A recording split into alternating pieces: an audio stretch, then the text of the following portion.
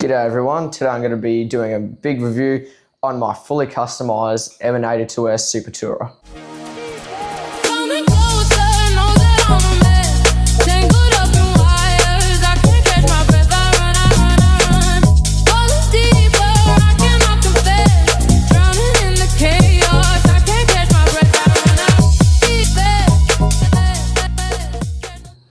Alright, now moving on to the cruiser straight away itself.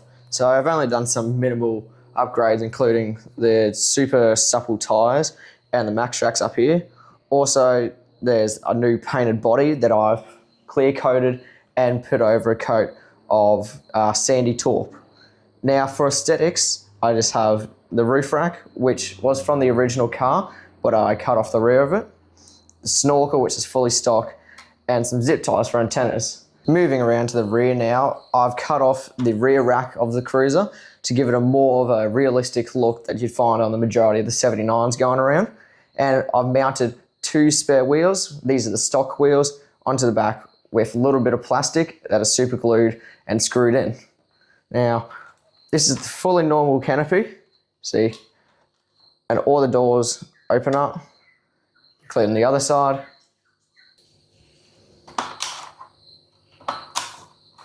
So they all fully open up, giving you a full see-through of the cruiser. So you can add any aesthetic you want in there, as a 3D printed fridge off 3D Mart, or just any new electronics for the rig. Now up front, I got the star of the show, the 5-post bull bar, also known as the hopper knocker. Now this has been a great bull bar since I've ever got it, and it comes with side rails as well. I need to buy new ones as these ones have been snapped off. But the bull bar itself has taken multiple hits to rocks, sticks, different types of edgings for gardens, and it's still sustained its shape. Moving on to the bottom now, I've upgraded the front suspension, which has oil-filled shocks up the front, both sides. As for the rear, just the normal shock leaf springs. These will soon be upgraded with trailing arms, but for the meantime, the front is the only upgraded bit. Now, I've got both in the rear and in the front, fully metal diffs, as shown here and over here. Then 4 arms up the front, which are all metal, and some steering arms as well up the front, also metal, as well as tail shafts, drive shafts, all metal. Now this is an awesome upgrade since it's taken many different bashes to rocks with the undercarriage, and you can see there's a lot of scratches on the diff there of the amount of times that I've rubbed against rocks. Soon coming on the back, I'll leave an image up the top of what the trailing arms look like, and they just make the back a bit more flexible. As you can see here, the front is very good, but the rear does not like to take much shocks. Very good. Moving on to the light functions now, I'm going to power up the car, and it'll beep when it powers up. Now, as soon as you start the car up, it'll automatically have its high beams on, and its blinkers. These blinkers are on both sides. Just turn off the lights.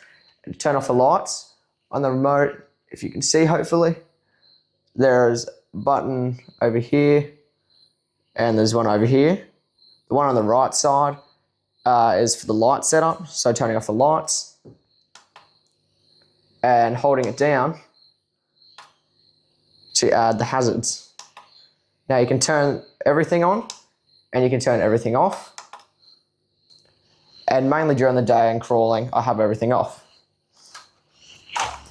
For the rear, just as the same, blinkers left and right, and you got the hazards on the back as well. Now, turning on the lights for the rear, you've got the reverse lights, and when driving backwards, some high beams to the back, blinkers still. Very good lighting setup on this, very basic, but it's really good during the night. Soon to come as well, there's going to be a top mounted light bar. There is going to be many upgrades for this rig. Stock servo as well over here. Works just as well.